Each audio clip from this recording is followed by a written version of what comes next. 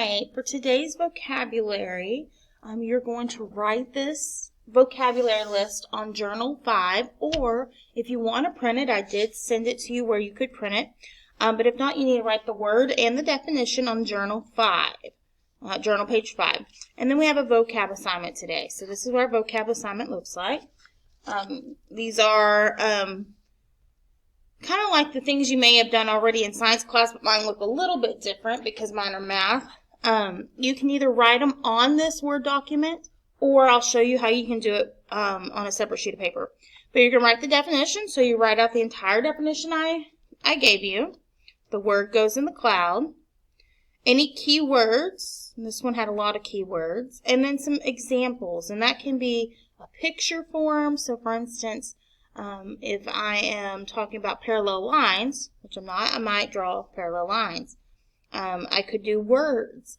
So if it's something like a word problem that you can describe in a word problem, then do that.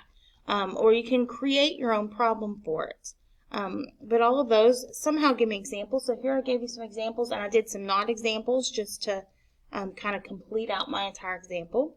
But let's say that you can't write on the Word document. Then you're going to go to a new Word document, and you're going to put your name on it. So I'm going to put my name on this one. Or if you want to handwrite it, you can. I think it's a little bit, I guess both of them are about the same easy, sorry. And what I'm going to do is I'm going to title it Vocab 1. And then what I would do is write the word. So my word is counting numbers.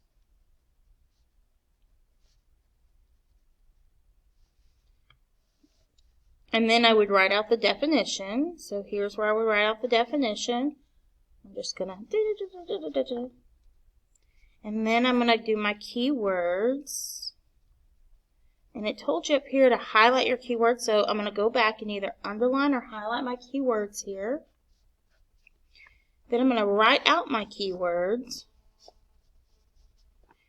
And then I'm going to do my example. Now, later on in the 6 weeks, we may have some example. We may have some things like circle, radius, diameter.